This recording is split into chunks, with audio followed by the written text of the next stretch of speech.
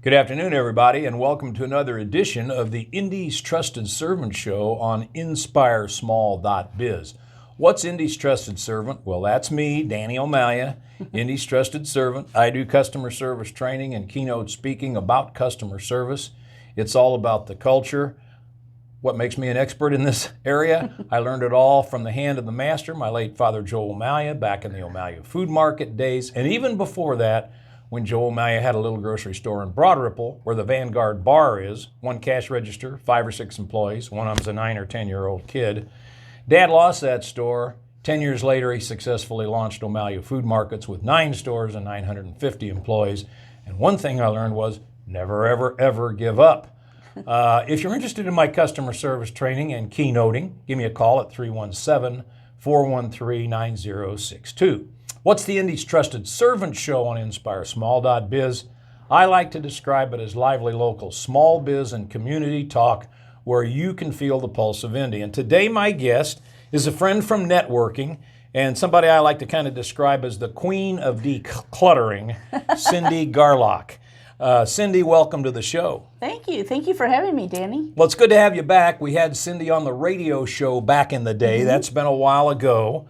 I think, first of all, give everybody the background of Cindy Garloch and tell us how you came to get interested in decluttering, okay?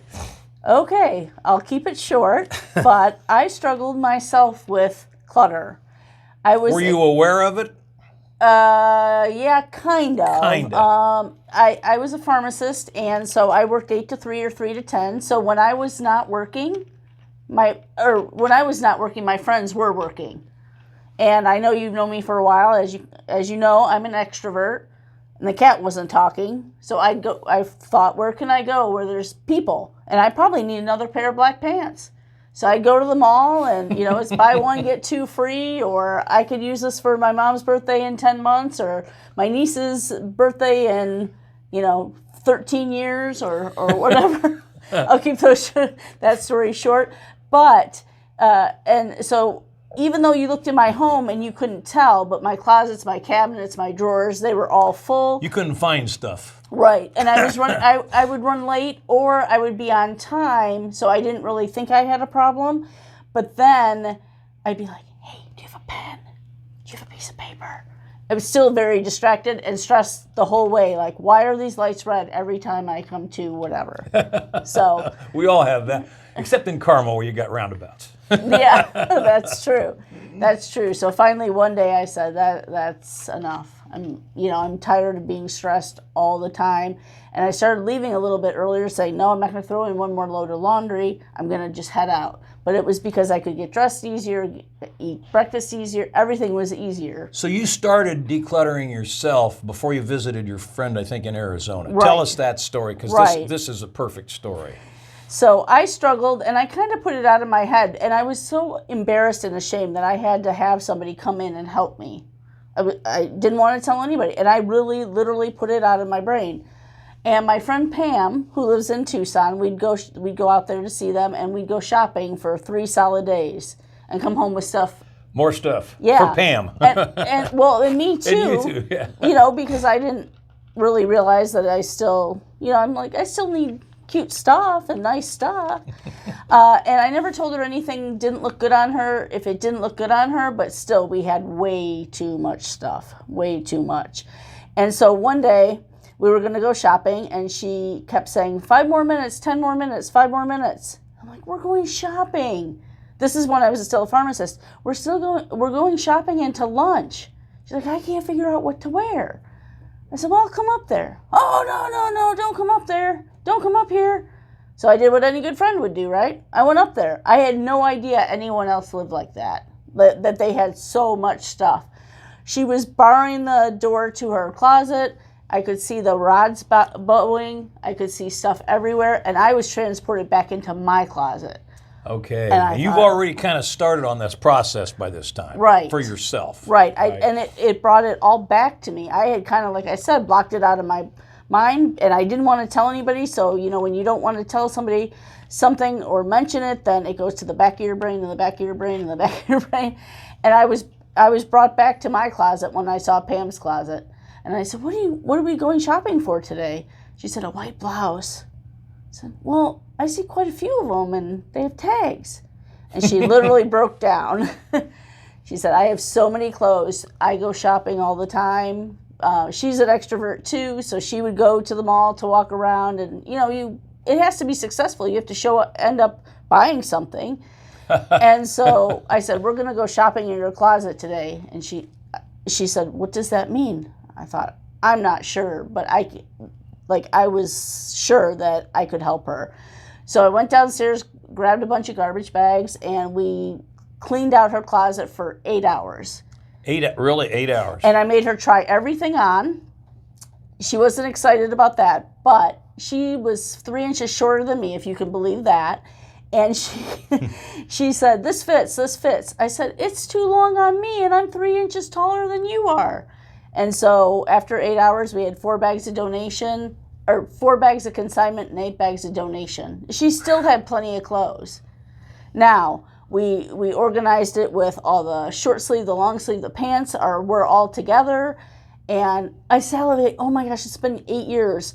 I still salivate when I think about how good it looked and how thinned out it looked and how much relief she was going to get. And I should say that Pam is a microbiologist, so she wasn't a big hugger. She was kind of like, all right, see you next year, even though we saw her once a year. I thought, well, I'm a hugger, but okay, I respect that you don't want to hug. When I was done with her closet, I said, what do you think? I mean, we worked together. I shouldn't say that. I didn't do her closet, but we worked together. And I said, what do you think about your closet?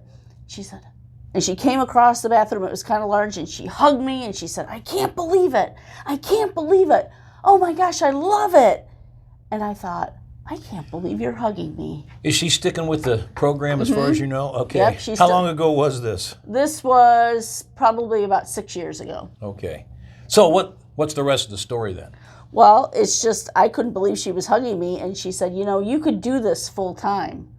Help people in a different way. As I said, I was a pharmacist, so help people in a different way that didn't require 14-hour days and no breaks and all that. And you could do it on your own time. Right. Too. And yeah. I knew after I helped Pam, I knew what relief, how much it helped, how life was different, how I left earlier, how I didn't spend an hour in my closet with, our clothes mock us, especially for women. That's why I like helping women, is because you go into your closet and it's like, you don't fit in me anymore. You paid way too much for me. You have too many of me. And you spend a whole bunch of time. Your clothes, actually, all your items are talking to you at your house. You haven't used this bag. You haven't done this. Why do we have this many? Why is the garage a mess? Why do we have all this excess stuff? And it makes you feel bad, but you don't know really why, to what extent. Yeah. That's interesting. So you decided at that point you're going to start doing that for a living and eventually retire from being a pharmacist. Right. I decided I was going to do both at the same time, but as you know, with networking, I would go to every other meeting because of my pharmacy schedule, and then people would say, or I could go if it was a once a month meeting, I could go every few months, or I could go for 3 months, then I couldn't go for 4 months based on the rotation of the schedule. Yeah. And people would say, oh, you're still organizing? We thought you went out of business, or we didn't know what happened to you, or whatever. And so, as you know, top of mind and seeing people on a regular basis is very important. Okay, so eventually the decluttering. I like to call it decluttering. You call it organizing. It's both. It's both decluttering, organizing. That right? became so successful that you could retire as a pharmacist. Right, and I decided that life was too short to be stressed all the time. To as soon as the plane hit down after a vacation, it was like, oh my gosh, how many days till vacation? How many days till I can not be in the pharmacy? How many days? How much stuff do I have to do because I was gone? Right. Yeah. The quality of life was not great, and so I would tell my husband, he said, when do you have to work again? I said, Friday. This would be on Tuesday night. And he'd say, that's 3 days from now. I'm like, I know, it's only 3 days from now till I have to go back. And he's like, we've got to figure out something else. So I was doing both, and then some transitions in my workplace and that sort of thing. I decided to... You mean like new ownership? Yeah, kind new of thing? ownership. Yeah. And I decided to... I had done it once before. I worked for the company before, left, had been gone for a couple of years, and then they bought out the company I was working for again, and I said no. Understand that. I don't miss a day. That. It's been 6 years as of a month ago, and I don't miss it. What would you say are a couple of tips? Supposing Pam hadn't had you as a friend and that hadn't happened, she probably would have kept cluttering up her house even more, and her bedroom even more. What are some of the tips you might give somebody to know that they need to declutter, need to organize? Just if they are stressed, they're overwhelmed, they run late, they buy things 2, 3, 4 times because they can't find them. The average American spends 6.5 hours a week looking for their stuff. Really? Really. And that's the Really? average. Wow. So there's people that don't have to look for their stuff, that are super organized or minimalist, and then there's the other end of the spectrum. And it doesn't have to be that way. I didn't know people like me existed till I got to the point where I had to Google and say, who can help me? I can't live this way anymore. Here's a guy's side of the story. Okay. I've got about 100 neckties. When I was with O'Malley's and I was wearing neckties every day, and even with my customer service training stuff, I don't get rid of them because I keep thinking they might come back. Okay. And I might need them again. Right. And of course they don't take up as much space as a whole lot of clothes do. Right. Right. But still, that's kind I could probably get down to 25 neckties if I wanted to. Yep, right? that's one every 2 weeks. That's probably still good, right? Yeah. So if anybody is looking to declutter / organize their house, their office, right? How do you get a hold of Cindy Garloch? And what's the name of your company? The name of my company is, I'm actually in the process of rebranding, and so it's Simplify with Cindy, because I honestly want to create a life for you and you to create a life with me. We work together to create a life you don't need a vacation from. Okay. If every day is calm, there's little bumps in the road, but if your life is pretty calm and it's decluttered and it's organized and you can find things, you're not buying them 3 times, you're not spending the money on all of that stuff.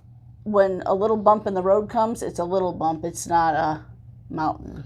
Have you ever run into somebody? Tell people how to get a hold of Cindy with the rebrand. Do you know what you're going to rebrand to yet? Yeah, Simplify with Cindy. That's going to be the new one. Yeah, okay, Simplify with Cindy. I like that. Because life can just be more simple. My number is 317-442-2450.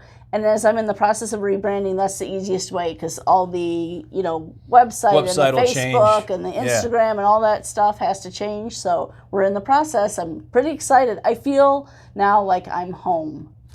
So you've added a new service to the decluttering / organizing. Although I don't want to leave that topic entirely, but what's this? Simplify Your Holidays. Talk about that. So that's a program I do for women's groups. I enjoy speaking to women's groups because I think, honestly, they run the home. They're the ones who are usually in charge of everything, in charge of the kids. They know what's going on. They are the decision makers for the most part. And so I do a talk called Simplifying Your Holidays, and we just talk about how to simplify, to not spend all the time doing what you've always done for the last 50 holidays, and nobody really cares about that particular thing. And so just making it easier for moms, easier for grandmas, easier for women to just get through the holidays and actually enjoy them and not think, holidays 2022 are over. Here we go. Gear up for 2023. It doesn't have to be that way. It can be enjoyable for everybody. And by reducing and simplifying what you do and what you choose to do, it makes a huge difference. So let me tell you about my family. My wife and I have been married for, be 54 years pretty soon. And we have 2 daughters, and the one daughter has 5 kids, and the other daughter has 3 kids. And, we do big holiday things. Right. And in the summer we have a pool, so 4th of July, Memorial Day, Labor Day, the pool is the big thing.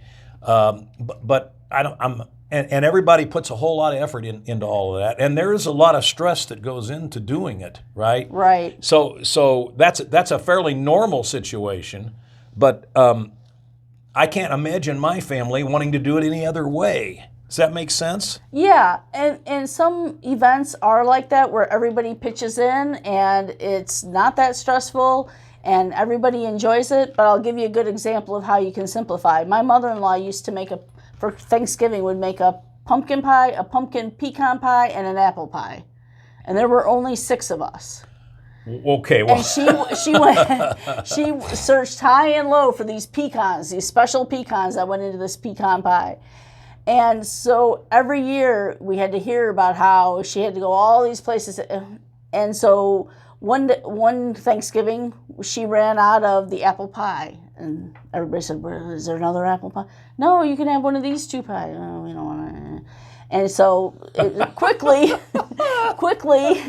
she said, she puts her hands on her hips and she said, well, maybe I'll just make only apple pie. And That is simplifying your holidays. We're like, yes. I have to share a pumpkin pie story with you. It's so dumb. My mom had 8 siblings, and so Thanksgiving we would always go out to somebody's farm so that the kids can run around and play football and blah, blah, blah, blah, blah. Right. And I ate too much pumpkin pie. And just let me put it this way. I've never had a bite of pumpkin pie since that day because, boy, did I get sick. That's another issue. Don't overeat on the holidays. You decluttered that pie, right? No more pumpkin pie for me. But no judgment, right? I offer no judgment, completely confidential. When I work with my clients, nobody knows that I worked with them unless they want to share on Facebook or Google or something. Oh, yeah, that's important because people. You said in the beginning you were ashamed of yourself, right? And Pam was ashamed of herself, and so that's a big issue with people. So the confidentiality is really, really important with a lot of people, unless they want to talk about it. Right, yeah. And no judgment because I was there. I totally get it. And I will say that it's important that I think the person that you're working with does get it. That they haven't been organized all their life and they don't understand why you have so much stuff and why you can't just figure it out. You know, it'll just stay that way.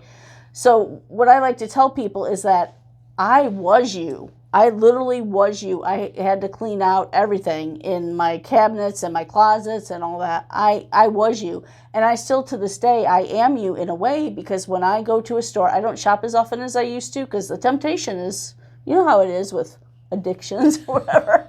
Yeah, I do. Yeah, exactly. And so my question that I'm asking myself right now is, am I going to want to donate this in 6 months? When you're looking at something, you know right then if you need it and love it, you really know right then. The other thing that I think sets me apart is when when they invite me into their home to check out the situations. A lot of times now with COVID, they send pictures and videos and stuff. That makes it tougher, doesn't it? It depends. I can kind of guide them to so that I'll know what we're dealing with before, instead of going all the way there. You got to go there sooner or later. Right. Yeah. And so when I'm standing there, they'll say, "Oh my gosh, how can you stand it?" Because they're so overwhelmed. And I'll say, "Well, I was you. I am you. I work on it every day, but that means I'm always trying to improve what I'm thinking about so that I can help my clients. But the other thing that's really important is I know what's on the other side. I walk through it. Freedom is on the other side. A way to live a different life. A different life." That's probably something people can't visualize until it gets there, right? Right. And you and your friend were the first two, but I think of people that I know very well that their houses are. I'm sure we could use more organization in our house, but my wife's pretty darn good. But I've got friends that could really definitely use some decluttering. The key is to declutter. I mean, basically, the best way to organize your home, honestly, I mean, kind of tongue in cheek, is the best way to organize your home is to get rid of most of it. Get rid of most of it. Keep what you love, you can't imagine your life without, and what you use. And what I really feel strongly about is giving back to the community. I think we talked about that on the radio show. Yeah, talk about that a little bit. You mentioned the 2 garbage bags full of stuff, and some of it was donated. And so talk about that. Yeah, so I feel strongly about giving back to our community. People that you don't think about it, but they don't have basic needs. So this shirt that you keep putting on and putting back in your closet, trying It doesn't it on, fit anymore. Right, doesn't Or fit. out of It's not style. the right color. You just never end up picking it. So I suggest to my clients to put a box in their closet, and when something doesn't make, especially women, I mean, that's who I basically work with, is to put it in that box. You're never going to wear it. And then take it to maybe Goodwill or whatever. Yeah, I usually say Thrifty Threads, Salvation Army. I feel really strongly about Salvation Army because 94 to 100% of their proceeds go to their addiction programs. Exactly. Being a pharmacist, right? And I should tell you a quick story. That's a really interesting point about any charity. What percentage goes to the people that's supposed to help? And I know Salvation Army's way up there. It's way up there. Yeah, and one time I had donated some things for my clients and myself. The truck had come, which I always take a picture because I just think it's cool. And we live on They pick up. The Salvation Army picks up? Okay. So they went around the cul-de-sac and they get out, and this older man and this kid get out, and the kid says, thank you for donating to us. And I'm like, no, thank you for not. I'm the closest Salvation Army is about a half an hour away from me. I said, no, you saved me so much aggravation trying to figure out how to Jenga this stuff into my car to get it all there. Yeah. You saved me a lot of aggravation and time. He's like, no, we really appreciate you. And I'm like, it was kind of like a little love fest. I was like, no, I so appreciate it. He's like, oh, we so appreciate it. And then he said to me, no, because of people like you, that's why I'm 6 months clean.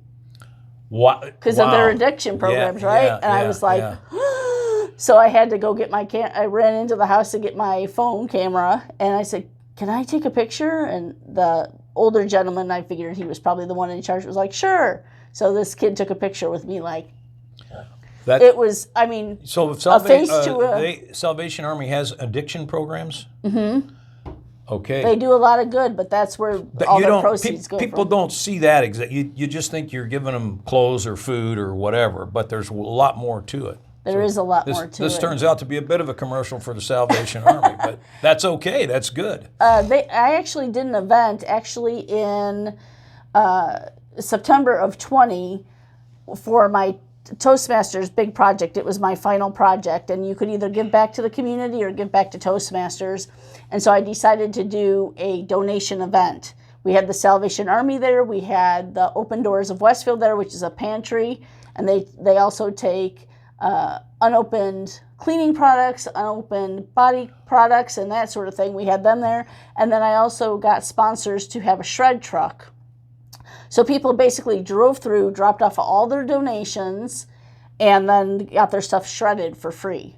Oh, that was awesome. A deal. That was a deal. It was like 31 degrees that day, Danny, and I'll tell you what, I had one long sleeve shirt on, and people are like, aren't you cold? I'm like, oh, no, I'm warm. Well, this is the best. That's great. So the shredding thing, that's a whole other thing. You got all these tax returns from 1974 that talk to your accountant before you get them shredded, but that's a huge deal. And it was actually, we used ProShred, not that it's commercial for them, but ProShred, it actually goes into their bin and then goes into their truck, and you can actually watch your stuff being shredded. They don't take your boxes of stuff and cart it away. Okay, it literally gets shredded right there. That's interesting. So we did that, and then with COVID, it's been a little trickier, so we're hoping to bring that back this fall, because it was just everybody getting their stuff and being able to let it go. I also set up, with Salvation Army, actually set up a garage sale pickup.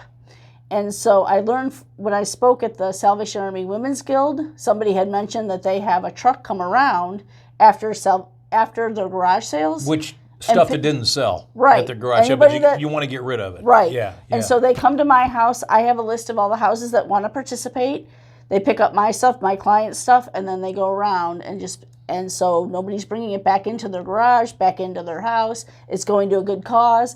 It's saving the charity money by not having to go downtown Indianapolis and come back 16 times, right? For each, if people called individually, we usually have 17 to 20 houses that participate. Here's a couple of wild thoughts. First of all, if you have an event in the fall, you ought to let Ryan know and we maybe can promote it on inspiresmall.biz. That sounds good, yeah. Secondly, if you know of a neighborhood that's having a neighborhood garage sale situation. That's what we did, yeah. Yeah, that's good. So that's it's good. nice because they could just go around and gather from 17 to 20 homes. Yeah, yeah. It saves them a lot of gas, money, resources, and they get a lot of stuff for people who just can't afford it. It never occurred to me, my wife and I have never had a garage sale, but neighbors all around us have, and it never occurred to me, what do you do with the stuff that doesn't sell? I suspect most of them load it in their car, Right. take it to Goodwill or Salvation Army, to name two, and Goodwill has great programs aside from, the donations. The Goodwill store, there's a lot of ties in there I'd buy if I needed a tie, but I don't need a tie. Exactly. So people give away good stuff. But the whole thing of, well, now I got to put this stuff back in my house. You don't want to do that. That's why we don't actually participate in the garage sale either, but I was inspired to get the truck and do this garage sale pickup so that people weren't bringing it back into their homes. And again, it's going out and somebody that needs it's going to get it. That's terrific stuff. Yep. What's the name of your new rebranded company? Simplify with Cindy. Simplify with Cindy. My oldest daughter is starting a new tutoring program. She's a former teacher and principal, and it's called Learn Away with Mrs. A, and Simplify with Cindy. I love that. That's very cool. And my tagline is actually, I help overwhelmed women live with less, give to bless, and organize the rest. Live with less, give to bless, and organize the rest. That is fantastic. Give us that phone number again for Simplify with Cindy. 317-442-2450. I'd love to help you. And she will work with you, not over you, but with you, right? Because I want to actually, when we work together, I ask questions and get you thinking the way I do so that when I'm not standing over your shoulder, you can say, oh, what would Cindy do? Or do I love it? Do I use it? And it's interesting when I work with people, at first they don't really want to open the door because they're kind of, even though I've seen the space, they're kind of embarrassed. And once we start working together, the shoulders relax a little bit, they kind of smile a little bit, and then they start saying, well, I don't love it.